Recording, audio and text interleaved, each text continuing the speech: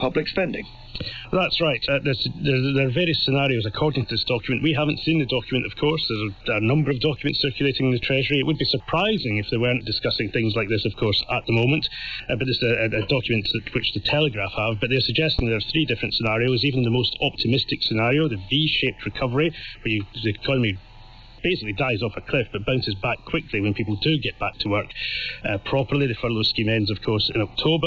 Even there, borrowing would have to be 4 times higher than was being forecast at the time of the budget. They're saying perhaps £25 to £30 billion a year would have to be raised from taxes or from public spending cuts. And the paper, as far as we're aware, goes through a range of options, perhaps not surprising options, these, but they would include increasing income tax, changing tax thresholds, possibly a hypothecated tax for the NHS, possibly, after all these years of austerity, another 2-year freeze on public sector pay.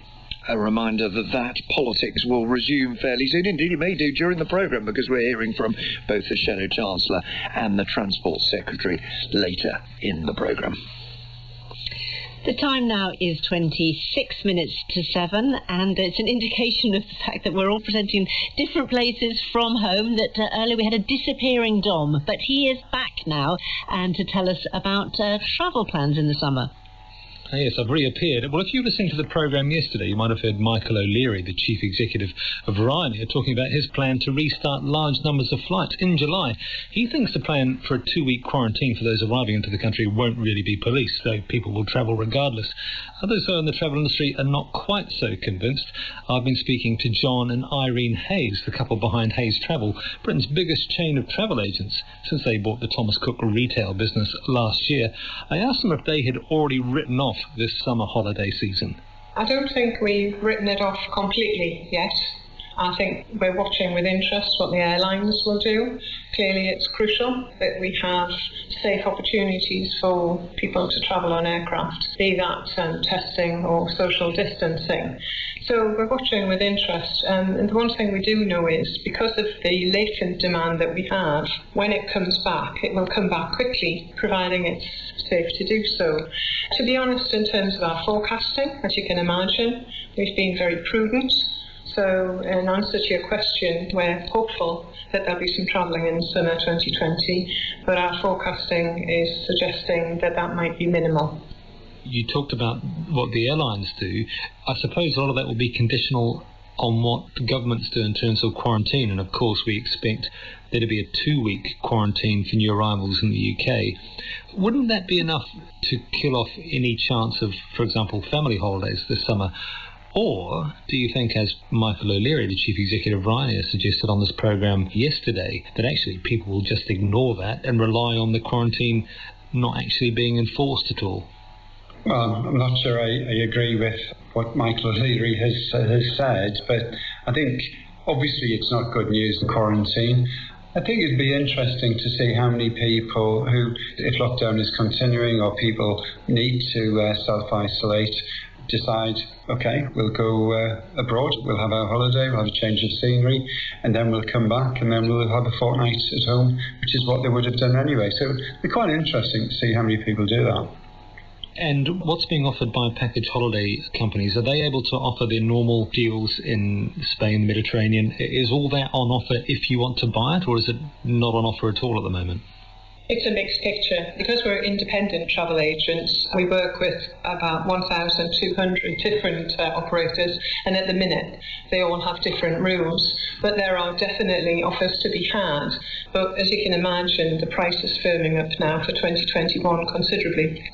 What's the situation with your own staff? You've had 3,000 odd staff working on sorting out the tangled affairs of this summer's travel, holidays that had already been booked.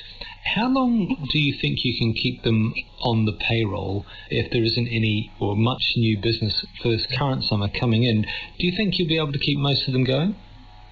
Well, that's the plan at the moment because of the rebooking that they're achieving. And we are actually booking holidays for later this year and 2021. So as it stands at the moment, if we continue the way we are, we intend to keep those staff serving our customers from their homes. Yeah, at the minute they're busy still processing existing clients, However, we're working our way really well through that. As soon as we reach that, what we're doing is we're starting marketing around social media and various other things for them to sell new holidays. The plan is that we keep them all non-furloughed and still employed. That was John and Irene Hayes of Hayes Travel. Thank you very much indeed, Dom. Now, the time is 21 minutes to 7, and we can have a look at today's papers and news websites. Sigh of relief for millions is how the Daily Express describes the Chancellor's decision to extend his job retention scheme until the autumn. Rishi Sunak came bouncing back into the Parliament yesterday, writes Henry Deeds in the Daily Mail, with another splurge of government cash to make Sir Elton John's last shoe shopping trip look like a trip to Poundland. But as the Daily Telegraph points out, Whitehall officials are frantically trying to work out how he's going to pay for it. The paper's seen a confidential assessment which estimates that the coronavirus crisis could cost the Treasury almost £300 billion this year. The document sets out how the Exchequer could recoup some of the money through income tax rises, the end of the triple lock on state pension increases, and a 2-year pay freeze for public sector workers. A Treasury source tells the Telegraph that the assessment merely lays out the possible options rather than recommending a particular course of action. A study in The Guardian recommends that 8 million people with underlying health problems should be exempt from plans to restart the economy. According to researchers at University College London, around 20% of the population are living with common conditions such as diabetes and obesity, but because many of them are not classified as clinically extremely vulnerable, they haven't been told to shield for 12 weeks at home. The Independent website reports that unpaid volunteers are being recruited on behalf of the government to carry out COVID-19 tests across the country. An advert produced by Boots the Chemist reveals that successful applicants will work at least 32 hours a week, swabbing members of the public at drive-in test centres, alongside others receiving a salary for the same role. The Union Unison tells the website it takes the notion of volunteering way too far, while Boots declined to comment.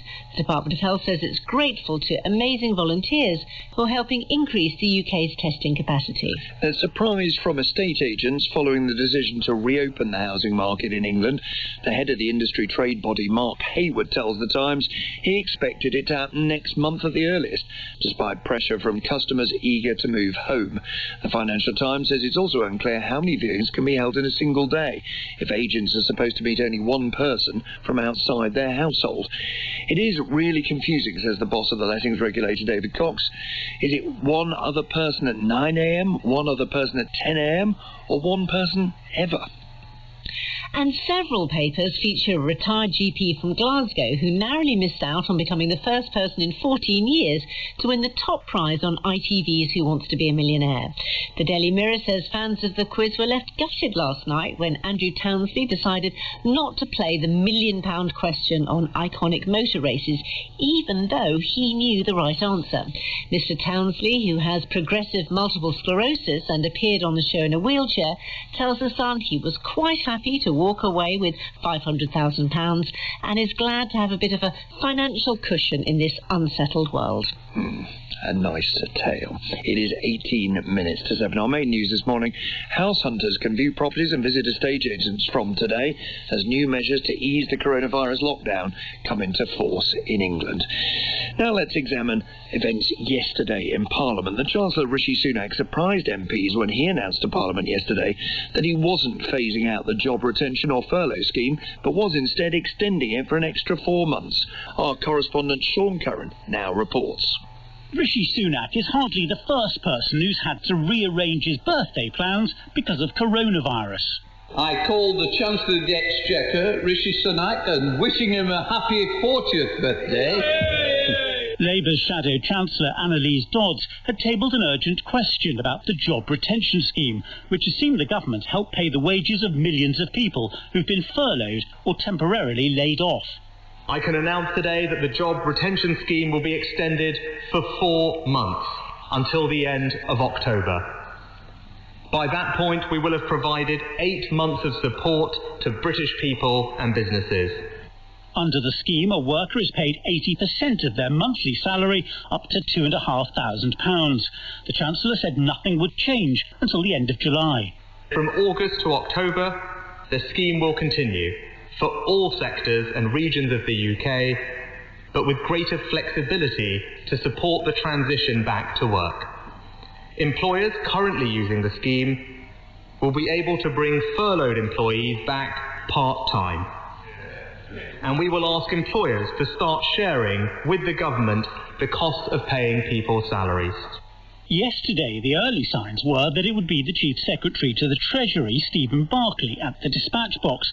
So Rishi Sunak's appearance and announcement were a surprise. The Shadow Chancellor, Annalise Dodds, had been unhappy at the tone of some recent reports in the media, which had suggested the furlough scheme would be wound down. Many of the over 6 million people who are currently furloughed were taken aback by comments made in the media by government spokespeople suggesting that, for example, people needed to be weaned off an addiction to this scheme. Annalise Dodds said people had not wanted to be furloughed and it was important that they shouldn't be penalised. I welcome the flexibility mentioned. We have asked for this repeatedly, and of course it applies in many other countries. It has been a long time coming, but I welcome the fact it's occurring now. That flexibility in and of itself includes an employer contribution, so he needs to provide more information about that employer contribution. Rishi Sunak distanced himself from those newspaper reports. The use of the word addiction is not one that I have ever used and not one that I agree with. Nobody who is on the furlough scheme wants to be on this scheme. The last few days have seen a divergence of opinion over the coronavirus lockdown, with Scotland, Wales and now Northern Ireland taking a different approach from England. The SNP's Alison Thewlis wondered how this would affect the furlough scheme. The Scottish Government have been clear that the stay-at-home advice has not changed. So will he commit today to ensuring that the job retention scheme will remain in place in Scotland, Wales and Northern Ireland if our lockdowns continue longer than England? The Chancellor simply said the scheme had been extended until the end of October for the whole of the UK. The acting leader of the Liberal Democrats, Sir Ed Davey, feared some people were being left behind. Could he please review his refusal to properly help those self-employed people who operate from limited companies and who have just been cut adrift? Mr Sunak said the scheme to help the self-employed was one of the most generous in the world, and he said from this week millions of people who were their own boss would get the same help as those in employment. A Conservative, Natalie Elphick, said the Chancellor was supporting P&O and other ferry operators to the tune of millions of pounds, but P&O had announced plans to make more than 1,000 people redundant. She said the firm's Dubai owners had failed to support it. Companies and their investors, like Dubai, cannot simply rely on taxpayer handouts, but need to play their full part in investing and supporting British businesses and British jobs at this time. Rishi Sunak said everybody had to pitch in to get through the crisis, and he was similarly circumspect when another Conservative, Dame Cheryl Gillan, pointed out that many of her constituents worked for British Airways, who, despite furloughing nearly 23,000 staff, have been threatening to make over 12,000 staff redundant. Can he send a clear message to British Airways today that with this extension they should now remove all threat of redundancy? The Chancellor said the government had provided considerable support to companies to help them get through the crisis, and he said Dame Cheryl was right to call on employers to do the right thing at this difficult time. Sean Curran reporting there on Yesterday in Parliament, and as ever you can hear more at 8:30 on digital and longwave. The time now is 12 minutes to 7. No lavish foreign holidays this summer, that's what the Health Secretary has warned. So will vacations at home be possible? We can talk now to Pete Waters, who's Chief Executive of Visit East of England. Good morning. Good morning, Martha. Now, having a look at your website at the moment, for very understandable reasons, it says now, in very big letters, now is not the time for tourism. So, what is your message about the future? The message for the future is very much, we very much welcome tourism when it's safe to happen again.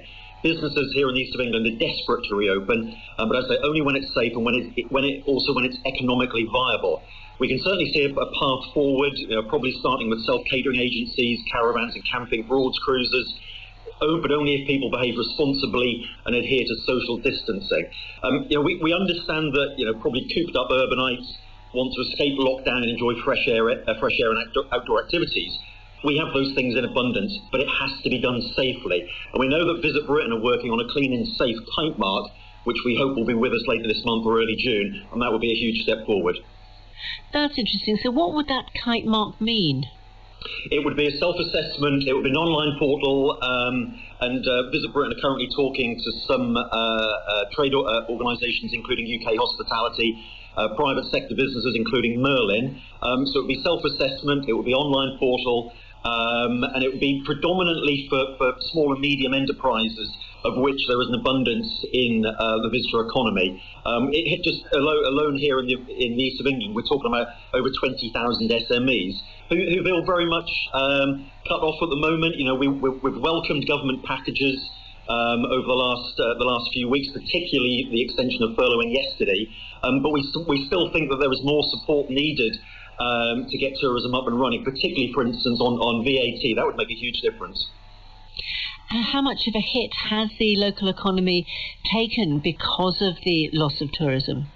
Well, just alone here in the east of England, we're looking at a drop of £2.3 billion in 2020, a drop of 23%. I mean, it is an existential crisis for the visitor economy across the entire country. You know, we look at it day by day at the moment. We don't know necessarily about job losses. As I say, we welcome the government packages that have been put in place so far. We don't know what the long-term damage will be, but as I said, businesses are desperate to reopen. But do you think some of them just might not be able to? Well, we have been doing some economic business surveys. Interestingly, 2 months ago, we were looking at potentially in some of our major resorts like Great Yarmouth, up to 70% of businesses were saying that if the crisis went on for 6 months or longer, they either wouldn't be there definitely or probably wouldn't be there. Interestingly, in the last few weeks, since the government have announced increased packages, that figure is now coming down to closer to 50%. And as you've suggested, it will be easier for some types of business, won't it? I mean, campsites, I think people have been looking out their old tents, haven't they? Yeah, absolutely. I mean, as I say, you know, we think that some businesses like self-catering agencies and, as I say, camping and caravan could get up and running very quickly. What we need, though, is that assurance on clean and safe. Because while obviously we welcome visitors, it's the largest sector here in the east of England, it's the largest employer, but we have to make sure that residents and visitors are both safe. And a vital question, what about pubs? Well, I think pubs, unfortunately, are going to be a bit further down the line, but I'm certainly talking to one of our largest hospitality businesses yesterday. He was encouraged. He believes that pubs may be able to reopen next month. And whether that's just beer gardens or whether that's indoors as well, we're not quite sure. Again, a bit more explicit advice from the government would be helpful. But yeah, I think as the summer comes, we'd all like to be sitting in a beer garden in England. Oh, don't taunt me with that prospect. Thank you very much indeed. Pete Waters there from Visit East of England. I think we should have a minute's silence now as we contemplate a draught of ale in a sunny beer garden. Stop it. Agony, isn't it? Sorry. 8 minutes to 7. Let me see if I can distract you with a puzzle for today, which has been set by Bobby Siegel and fellow maths teacher Susan Okariki, who are both co-hosts of the Maths Appeal podcast. Today they write is National Numeracy Day Virtual Festival, a series of online events to help with numeracy, with speakers including the former Children's Laureate Lauren Child and Bank of England Chief Economist Andy Haldane. Last year, 250,000 numeracy questions were answered on National Numeracy Day. If each question took on average 30 seconds, how many days of questions were completed on this day in 2019? Let us turn now to the vexed subject of our relationship with China. Donald Trump is trying to turn China into the defining issue of his re-election campaign. A growing number of politicians here are calling for a much tougher approach to the country. But now China's diplomats are fighting back with a new and aggressive campaign to take on their country's critics. And already they're facing something of a backlash. Our diplomatic correspondent James Landell now reports.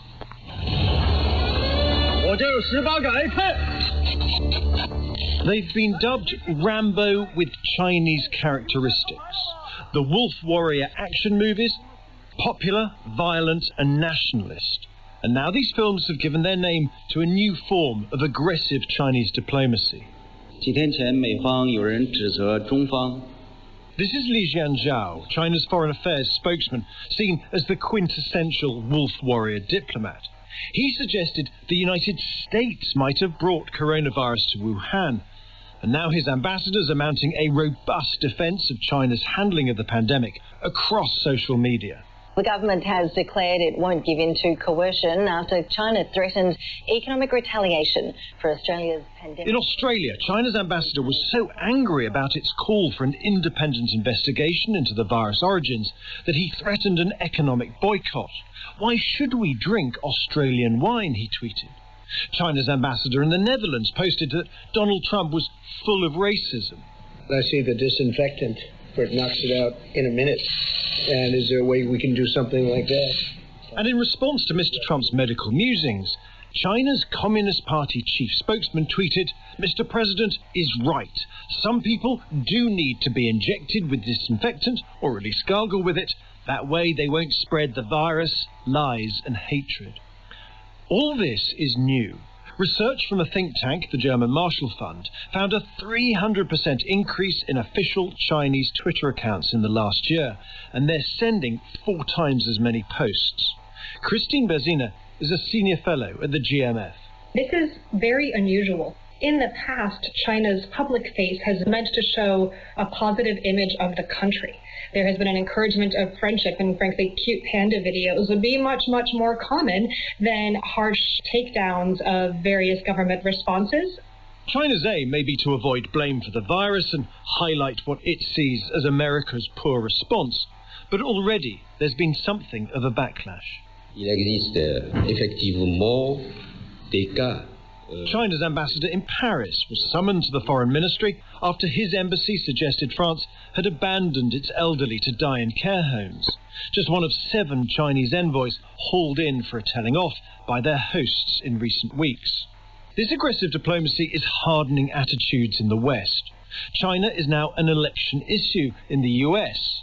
In Britain, Conservative MPs pushing for a harder line on China have set up a new lobby group led by the Foreign Affairs Committee chairman, Tom Tugendhat. We need to have a relationship with China. We want to have a good and productive relationship with the Chinese people. The problem is that the Chinese Communist Party, the ruling state apparatus, is so paranoid at the moment about maintaining control that they feel that they have to project force in order to maintain their authority at home.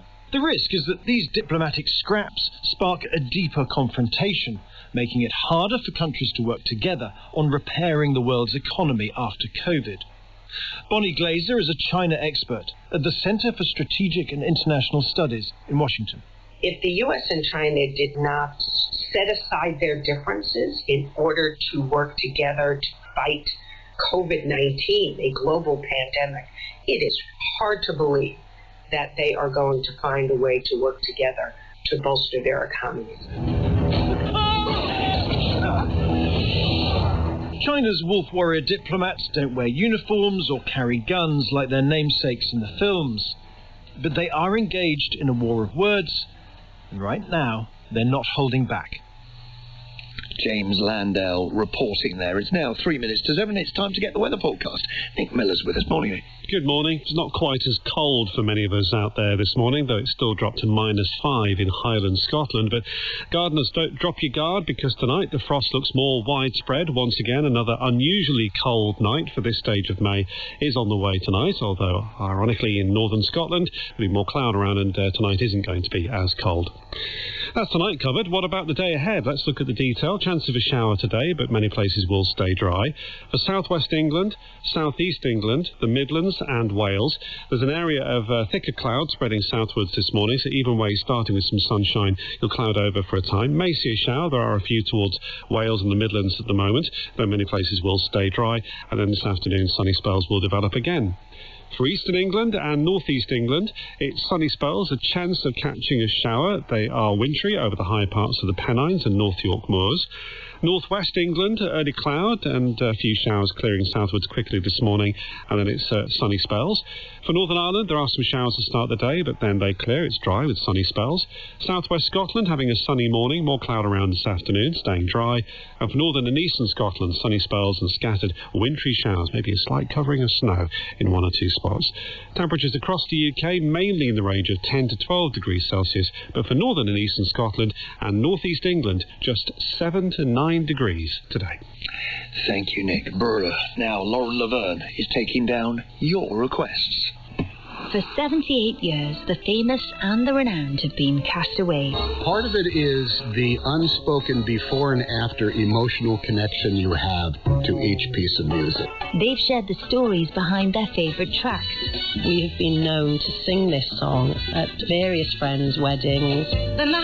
Now, in this time of lockdown, tell us about one piece of music that you've turned to in recent weeks and the story behind why it means so much. Email me at desertislanddiscs.co.uk and you could feature in a special programme. But be quick, we need to hear from you by midnight this Saturday. And coming up in the next hour of the programme, the fight to keep Britain's pub traditions alive.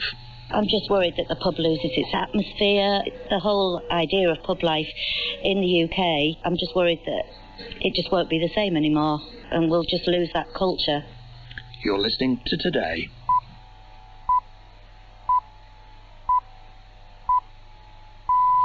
Good morning, it's 7 o'clock on Wednesday the 13th of May. The headlines this morning: measures to ease the lockdown have come into force in England, with new guidelines to keep workplaces safe and changes aimed at kick-starting the housing market. A major study will examine the genetic codes of coronavirus patients in an effort to discover why the disease affects some people much more severely than others.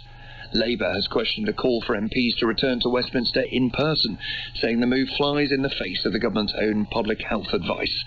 The BBC News is read this morning by Alan Smith.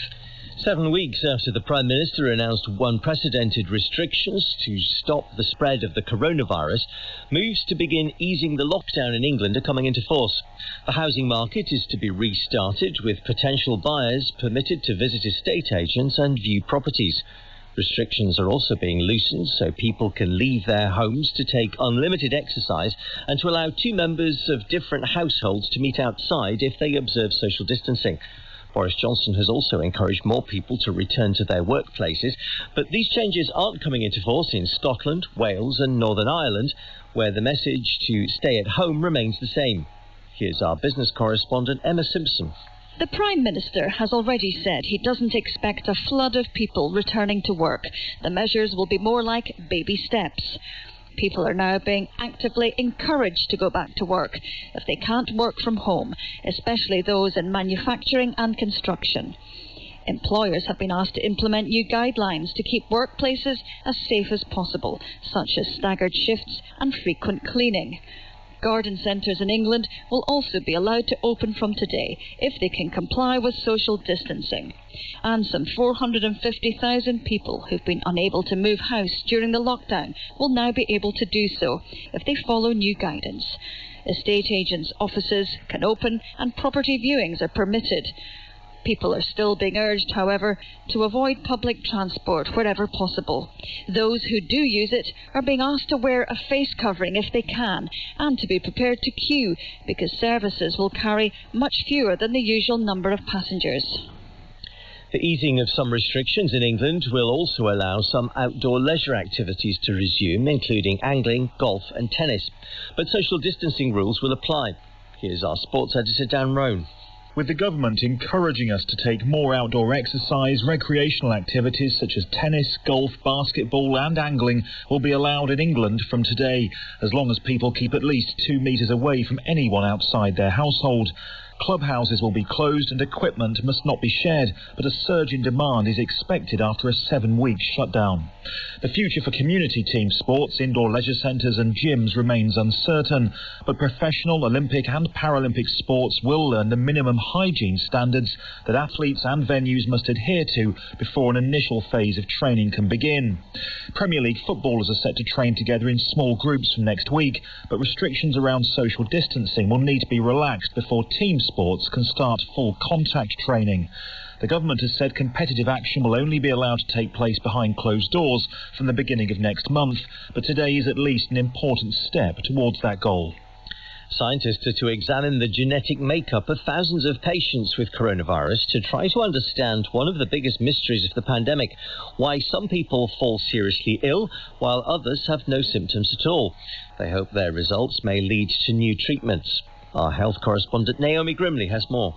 This study will sequence the genetic code of up to 20,000 people across the UK who were either previously in intensive care or who are still there now.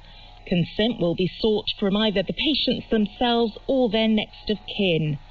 The results will be compared with 15,000 people who suffered much milder symptoms. It's part of a collaboration between Genomics England, the private sector, the NHS and academic institutions led by the University of Edinburgh.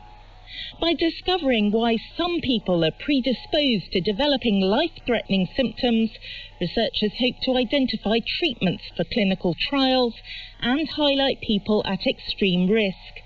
They say the findings could help in global planning for future outbreaks. The Leader of the House of Commons, Jacob Rees-Mogg, has said that MPs must set an example and return to work in person at Westminster early next month. Video conferencing technology has been used in some debates and committee hearings during the lockdown, with only a limited number of MPs allowed in the chamber. Our political correspondent Helen Catt reports. The coronavirus outbreak has forced Parliament to innovate. MPs made history yesterday by voting electronically for the first time. But politicians from across the political spectrum say it's harder to hold ministers to account effectively if you're doing it alone from your living room. Jacob Rees-Mogg indicated he wanted MPs back in Westminster with social distancing in place from the 2nd of June. It is vital that when we are asking other people to work and go to their places of work, if they cannot do so from home, we should not be the ones who are exempt from that. Indeed, we should be leading by example. But Labour said such a move would fly in the face of the government's own public health advice and its message to work from home where possible. There would be significant challenges to overcome. Under social distancing rules, no more than 50 MPs are allowed in the chamber at any one time, and there are questions about how to make Parliament safe for the thousands of staff who work there. The current arrangements will stay in place for at least another week.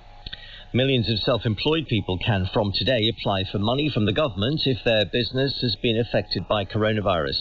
The Self-Employed Income Support Scheme is designed to match the help being given to employees who've been furloughed. Here's our personal finance correspondent, Simon Gompert. The maximum payment will be £7,500, intended to cover the 3 months March, April and May. You can make a claim from a date between today and next Monday, allocated according to tax reference numbers. Those who started in business from early April last year will miss out, as will those who pay themselves just with dividends from a limited company. If you do qualify, the money should be paid within 6 days. There's no sign yet that there'll be any more of the grants, even though the furlough scheme for employees has been extended to October. Brazil has seen a record rise in the number of deaths from coronavirus. The latest daily toll was nearly 900, taking the total to more than 12,000. Health experts are warning of a continuing increase in the coming weeks, but President Bolsonaro is insisting on keeping the economy running. The US Secretary of State Mike Pompeo has condemned as an act of sheer evil an attack by militants on a maternity ward in the Afghan capital, Kabul. 2 babies and 12 mothers and nurses were killed when several gunmen stormed the hospital yesterday morning. At least 26 people were killed in a separate attack on a funeral in the eastern province of Nangarhar. In a televised address, the Afghan President Ashraf Ghani said he was stepping up action against the Taliban and other militant groups. Despite our repeated call and from the international community, the Taliban have not reduced violence, and instead they have increased their attacks. In order to provide security for public places and to thwart attacks and threats from the Taliban and other terrorist groups, I'm ordering Afghan security forces to switch from an active defence mode to an offensive one, and to start their operations against the enemies. New research suggests that moths play a critical but overlooked role in distributing pollen across the UK's landscape, which they largely do at night. According to the study, the pollen networks of moths are larger and more complex than those involving daytime pollinators. Our environment correspondent Matt McGrath has more details. Long seen as fluttering pests that make holes in your clothes, scientists now say we have badly misjudged the humble moth. While bees are widely recognised for their role as pollinators, we have overlooked the same job being done by moths during the hours of darkness. This study, published in the journal Biology Letters, found that pollen often sticks to the moth's hairy body and is then transported to a wide range of plants and flowers during their nighttime travels. Not only are their distribution networks larger and more complex than daytime pollinators, the moths help pollinate species rarely visited by bees and butterflies. Official figures released in the past few minutes say the economy contracted by 2% in the first 3 months of the year, the biggest quarterly fall since 2008. The period covered the run-up to the lockdown and the first 9 days of the restrictions. In March, economic output fell by 5.8%. The time now is 9 minutes past 7. Now, if you haven't been at work for several weeks, today could be a bit of a shock to the system, as well as presenting concerns about safety. This is the day that more workers in England are supposed to be returning to work if they can't do their jobs from home. Manufacturing and construction firms in particular have been urged by the government to get back to work as long as social distancing can be maintained or other safety measures put in place. The Health and Safety Executive has threatened to prosecute companies that don't follow the guidance. We can talk first of all to Ben Hancock, who's Managing Director of Oscar Acoustics, which installs sound insulation on construction sites. Good morning. Morning. Hi. So what kind of measures have you taken in order to get your workers back to work?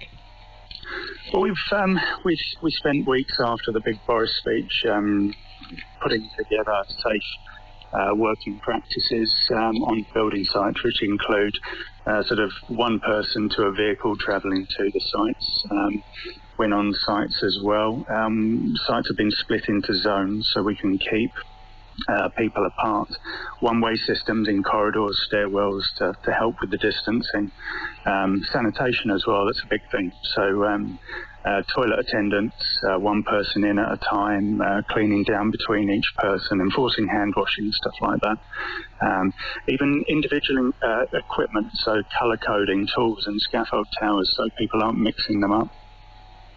It's going to be difficult, isn't it, though, for people who haven't been at work a while to be fully briefed on these kind of changes? That's the worry. So we've put so much effort into it, and we've had Zoom meetings with all of our staff before they've gone onto site, running them through all the method statements. The worry is that lots more people are going to come back to work. Some did on Monday, some are today, having not gone through all this with their employees, and they're coming onto these building sites and just sort of not understanding the new rules. So it's a concern. And what kind of issues have the workers themselves been raising with you? On the most part, actually, most have said that things are going well. A couple of them said when they first arrived on the sites that maybe social distancing was a bit of an issue, but we spoke to the site management straight away, and they've had a word with people, and it seems to be working okay now. It's that said, all these new people are going to be coming on site today, so we shall see. We're monitoring it closely. I'm sure we are. Well, best of luck with all of that. Well, we can now talk to Dame Judith Hackett, who's chair of the manufacturing trade group Make UK, former chief executive of the Health and Safety Executive. Good morning. Good morning. And listening to the kind of measures that Ben Hancock was taking there, presumably that those are the kind of questions, dilemmas, measures that are being taken by lots of people in manufacturing throughout the country. Absolutely. And I think we should be clear that quite a lot of manufacturing industry has continued to work, albeit at reduced levels, over the last few weeks. So, as Ben was describing, this is very much about stepping things up and doing so in a controlled way so that we retain the levels of safety that people have learned to put in place over recent weeks and maintain that as the activity level increases. We've been supporting our members, offering them lots of advice, which they found particularly useful, and of course the HSE has been very much involved in providing the government advice. And of course lots of companies have been working, haven't they, but just not at full capacity. Exactly. So this is very much, for many companies, about stepping up the pace, increasing the pace, and doing so carefully and in a very considered way so that safety is maintained. And I suppose the riskier areas are maybe not necessarily when people are working, but when they're eating or gathering. That's absolutely right. I think there are a number of measures that very clearly need to be thought through in terms of how the workplace is organised, and Ben talked about single file, single route through factories, also about putting up screens. All of those things in the workplace are important, but it is equally important to think about eating facilities, staggering times of arrival into the workplace, even going to a shift system where that's not been the case before in some places, so that people work, there are less people in the workplace at any given time. All of those things have been considered and are being deployed by different manufacturers in order to manage the risk. And now the Health and Safety Executive, which of course you used to run, does have legal powers, doesn't it? But do you think that there are enough inspectors in place? This is something that we've heard on the programme, that there may not be enough people to be able to enforce the strict safety regulations. The Health and Safety Executive has never operated by inspecting every workplace. They will look at those that they consider to be of the highest risk first. They will prioritise those, of course. And I think what we should also recognise is that whilst they will prosecute in the most extreme cases, they're also there to help and advise, and those people who want to do the right thing will benefit from their advice and guidance. It is those who try to avoid doing the right things who are the ones who will be prosecuted. They are getting an extra £40 million. This is reported in the Financial Times. But the paper also points out this comes after cuts of £100 million in a decade. I think the issue of funding is an important one, of course. Every organisation like HSE needs to be properly funded to do its role. But this is also about recognising that we all have a duty, and have always had a duty, to look after those who work for us, and indeed those we work with. So this really is an issue where we can all help one another, and I think this is much more than being about doing what the rules tell us.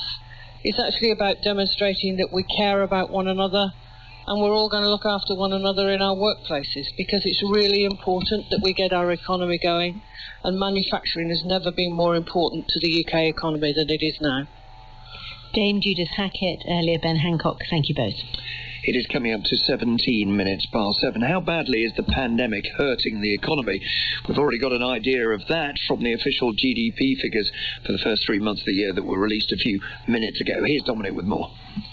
Yes, Nick, they include only 1 week of the full lockdown period, the last week of March. They show that GDP fell by 2%. Jonathan Atho is Deputy National Statistician for Economic Statistics at the Office for National Statistics. Mr. Atho, good morning. Where does this quarterly fall, 2%, where does that rank in terms of other falls? On the face of it, 2% doesn't sound that large, but in historical terms, it's pretty big. We've only ever had 4 quarters in our entire records going back to 1955 where we've seen a bigger fall. And if you look beneath the surface, as you said, this is for the first quarter, the first 3 months. If you look at March, the fall in March itself was just under 6%, which is a really, really sizable fall. Again, noting, as you said, that the restrictions only came in partway through March.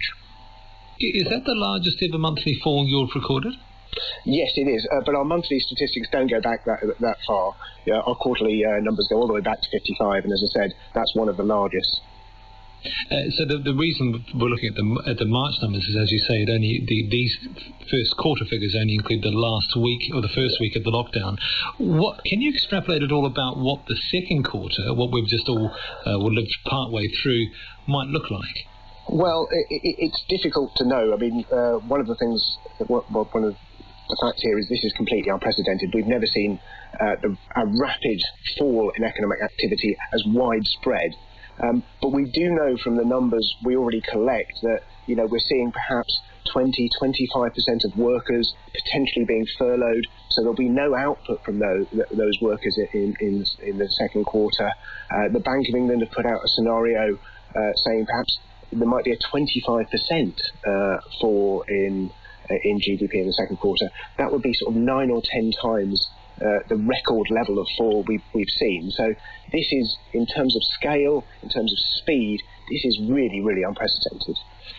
Can you tell from your numbers for March which sectors are the worst hit and which ones are doing okay? Yeah, so actually, when we look at March numbers, it's pretty broad-based. It's construction, it's services, it's manufacturing. There are a few sort of glimmers of light in there. So pharmaceutical sector, the output there went up by over 10%. And if you look even further down, you find paper and paper products went up by 10%, and part of that was probably due to the high demand for toilet rolls we saw during the period. So a couple of points of growth, but in general, it's pretty widespread fall in economic activity. Quite difficult for your staff to do their work, and as you say, these are unprecedented times. Are you confident that the numbers are accurate? They're as accurate as we can make them.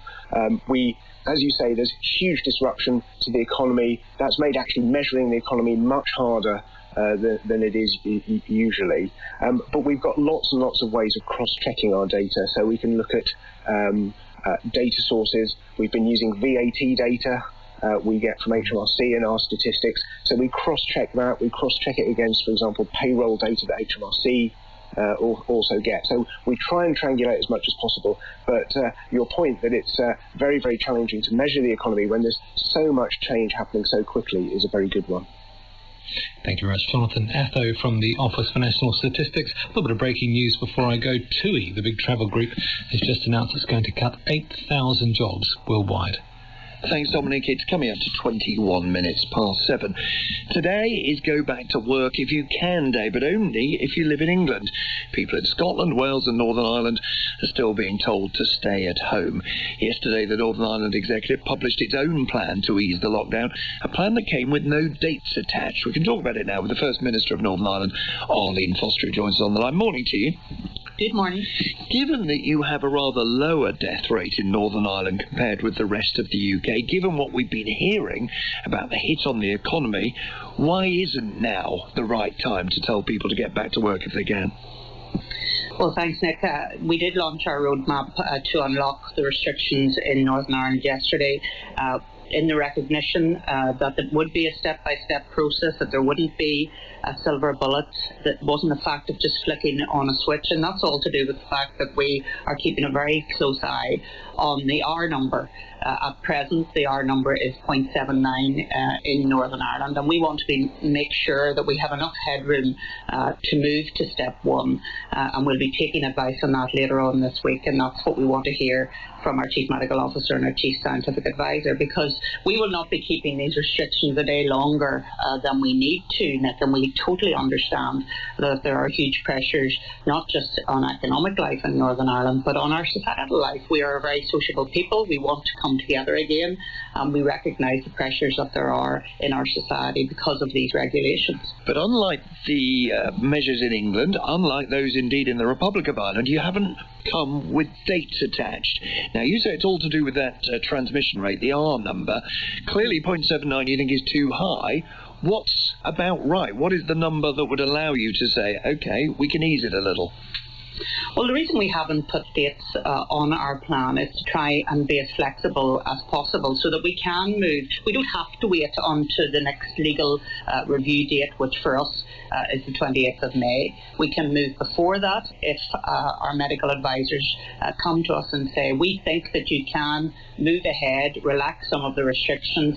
Here's the impact it will have on the hour number. It won't, if it doesn't take us above the number 1, then we will move ahead. But is there a number, forgive me interrupting, but is there a number you've got in mind already, or is it more of a judgment than that? Is it more of a sense that your advisor is going, oh, yeah, there or thereabouts, we're feeling okay?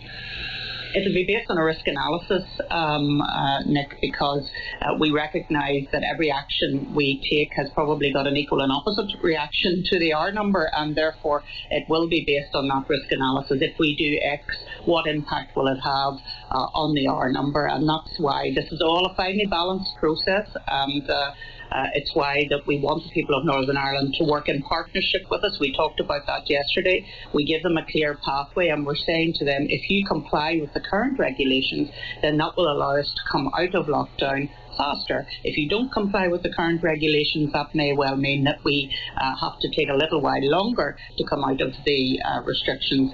As I say, we don't want that. We want to move as fast as possible because economically, at a national level, we've heard the impact that the coronavirus is having. But here in Northern Ireland, we're very focused on the fact that our tourism industry, which was really taking off, Nick, here in Northern Ireland, has been hit so hard. I'm struck when you look at the detail of your plan. A lot of it is familiar. In other words, if you lived in England or Scotland or Wales, very familiar. Things like opening garden centres as one of the first things. One thing strikes me as slightly different in your step 1. In other words, the first change you will make if and when you feel that you can. You say that groups of 4 to 6 people who don't share a household would be able to meet outdoors, and you say that people would be able to visit their immediate family indoors. Now, that is quite different from what the Prime Minister announced for England. Why do you think that might be possible?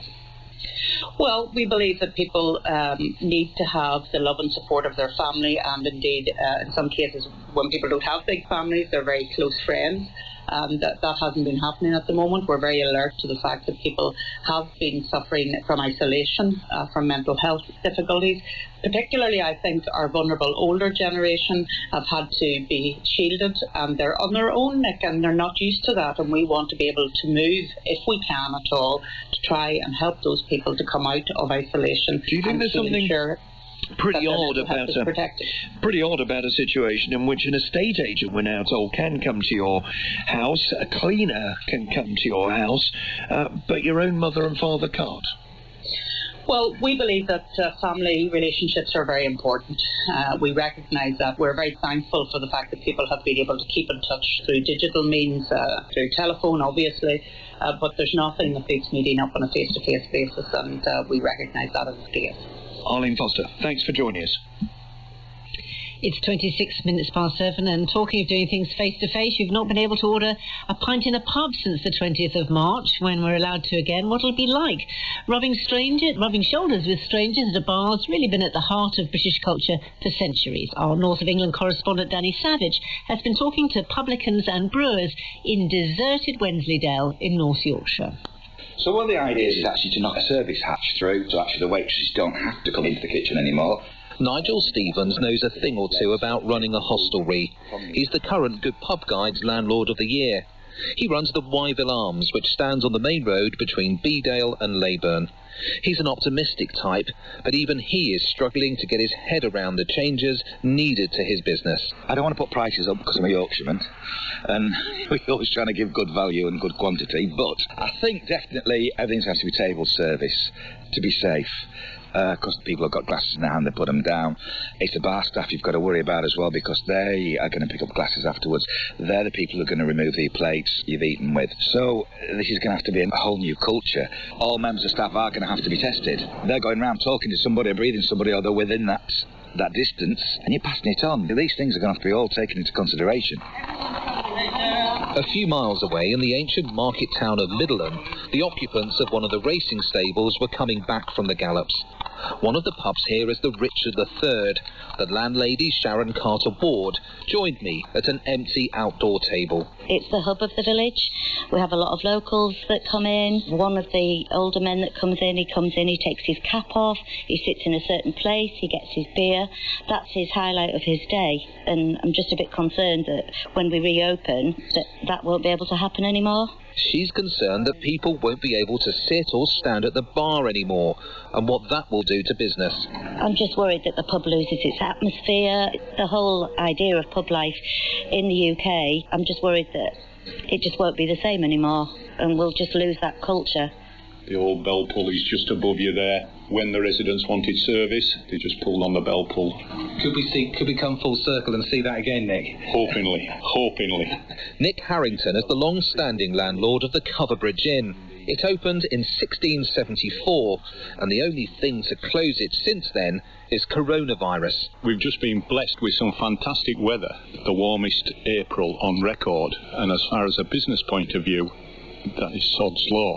He's worried that some of the small breweries which supply him won't survive. We have 8 cask ales. It's going to be a long time before we serve 8 at once again. There's well over 2,000 microbreweries. They're not going to all survive because there's not going to be the people allowed into the venues to consume what you're offering. It's just not going to happen. He runs the inn with his wife Anne. She believes publicans must also be robust when the doors open again. We're too small for those that are going to worry for them to come in. We're going to have plenty of our locals that will come back and will support us. We'll put into place what we have to, but it's going to be difficult enough without people coming in saying, oh, you're not doing this, you should be doing that. We just need our locals back. They're ready to come back, we're ready to welcome them, and then we can just move forward. Carry on south, parallel to the River Ure, and you come to Massam, a brewery town which wants a heads up from the government well ahead of pubs reopening. It takes us about 3 weeks to kind of bring beer to life and get it into a cask that we can then deliver, so probably 4 or 5 weeks would actually be really helpful. Rob Theakston is the managing director of the Black Sheep Brewery. He's the 6th generation of this brewing family. This country is built on traditional, pubs, drinking real ale in socially responsible environments, and if that goes, that will be an absolute travesty. Going into a pub on your own and just having a chat with someone you never met before is part of the DNA of what pubs are about, and I want to make sure that those exist in the future, absolutely. It feels like realising that aspiration is a long way off. Our pubs are mothballed, but the desire to one day get them back to where they were is undiminished. It's what so many people are pining for. Danny Savage reporting. It's now 7:30 and it is time for our first sports news of the day. Rob Bonnet joins us. Morning, Rob. Morning, Nick. Yes, we're getting details of the health protocols involved as the Premier League's footballers return to training. Tackling will be banned, pitches disinfected, and players restricted to groups of 5 ahead of the projected resumption of the season on June the 11th. And maybe the neutral venue idea won't be forced on clubs after all. Deputy Chief Constable Mark Roberts, the man you may remember who told football to get a grip, is now describing the latest meeting between the police, government and football on the issue as positive. But just as in the wider world, this is also about money, and clubs have been told they could have to repay an estimated £340 million to domestic and international broadcasters, even if the season resumes behind closed doors. Well, David Cogan advised the Premier League on its domestic TV deals between the years 2000 and 2015. Good morning to you, David. Why would broadcasters require a hefty repayment if the fixtures are fulfilled? Doesn't make sense to me. Morning, Rob. Well, in every broadcast contract there are clauses that were basically boilerplate, which were force majeure clauses, where lawyers would stick them in, never really expecting them to be used, and suddenly you have a crisis that takes place, which means that games haven't taken place when they were supposed to, broadcast slots haven't been applied, and everything's going to get shunted around, and therefore the broadcasters have a right to claim money back, but of course that's not counting ticket sales and all the other forms of revenue that have now dropped as well. Yes. I mean, there's a much bigger figure, isn't there? £1 billion mentioned by the Premier League Chief Executive Richard Masters as a potential loss if the season is abandoned. Does that make sense to you? Yeah, I mean, if the season were abandoned, then it would be a massive hit. The last television deals that were done in the UK and overseas were for £9.2 billion. If you lost half a season on that, you're going to lose a lot of money. So they're desperate to get at least some games away, if not all games away, no matter what the circumstances, to try and mitigate some of that loss. This is beginning to sound like a massive crisis. Do you think the Premier League, well, I suppose I better ask you, can it survive? Well, I think what this crisis does is actually expose a lot of longer-term problems for the Premier League. That 9.2 billion that they got last time was actually a reduction in the UK from the amount of money they had before. The Premier League now broadcasts 200 live games, or sells 200 live games, and they couldn't get all those games away when they originally tried to sell the packages of rights. They had to wait to Amazon to come up. But again, it was for less money than they sold before. So first of all, when the financial money go round stops, when the money starts to drop, what that exposes within the world of football, and particularly within the Premier League, is whether the clubs themselves will continue to act as a group, and whether, in fact, the players can continue to be paid as much as they have been. And that will start to expose all sorts of problems. Yes, exactly. Players' salaries...